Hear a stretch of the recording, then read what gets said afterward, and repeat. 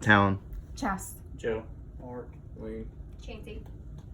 It was once said by Nelson Mandela, education is the most powerful weapon which can be used to change the world. I am Abby Barnes, and I believe this quote to be the foundation of what I'll be speaking about today. We are in a growing and changing world. Many of us grow up going to school with amazing teachers, and I bet each one of you can remember at least one teacher that taught you something and you remember it to this day. The problem that many of us did not notice while going to school is our teachers are paid barely anything and hardly have any decent benefits. In the most recent years, the problem has become noticed.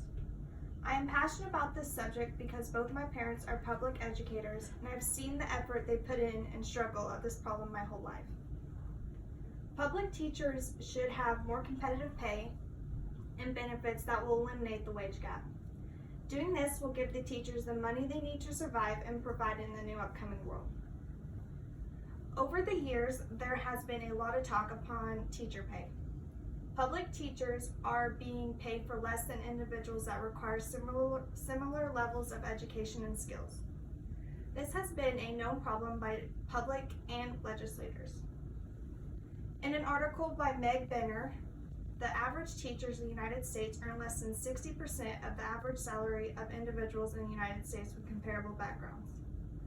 With this being known, many of us are aware of the problem, then how are we barely made any progress in giving the teachers more than they desperately need?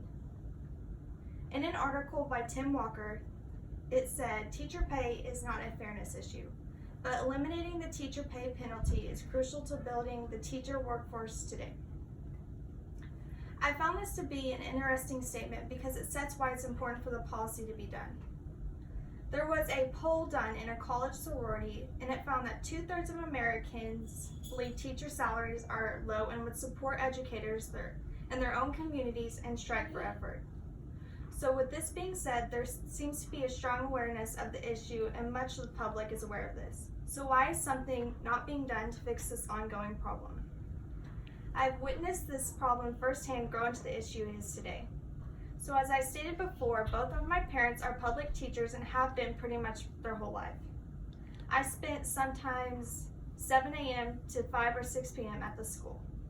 They both made sure all their students were taken care of, education and at home wise. For an example, no matter what the student needed, they made sure they had it, even if they had to go buy it themselves. They do not get paid often for their extra hours they put in. They do it because they believe the same thing, for education and school being very important in setting the foundation for success. With being a teacher, they could not just work as teaching. They often involved working as a bus driver or coaching over 5 sports or working a gate at a game. Throughout my life, I've always heard from my parents, do anything in the world but teach. I found that crazy, thinking, then why do you do it? They will answer this question easily. I do it for their kids and their education, but they want more from me because there is absolutely no way financially to make it in teaching. To go anywhere in life, you have to be educated. So it is important in setting a good foundation for this and making sure the kids, the teachers, and the education system is in the best shape. When it's not, you get what is happening today. Strikes, dropping of test scores, no funding for schools, all these effects because there's no money for teachers and the education system. With teachers' pay increasingly low, schools are now failing and teachers are leaving the education system. In an article by William B., middle class is declining along with the lower class. Teachers so happen to be in these categories, yet there will always be a need for teachers. So what has been found in the results of teachers not progressing in the number of people enrolled in teacher courses has declined 37%, along with the students at really competing teacher preparation programs has declined 27%. With good certified teachers leaving, students will no longer have the essentials needed for school and progressing. This is an ongoing epidemic to the education system and that has opened up the minds of legislators, creating a possible solution to this problem. So there are many arguments over whether the state or federal government should help or even help or care about the education system. A possible solution in fixing this is simple. Provide more money and essentials in the education for teachers.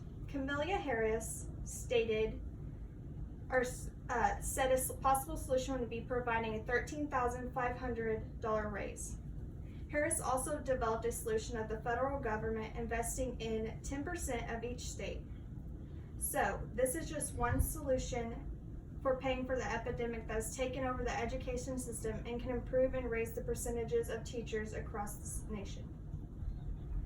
With all this being said, it is easily inferred that public teachers across the United States need the pay increase.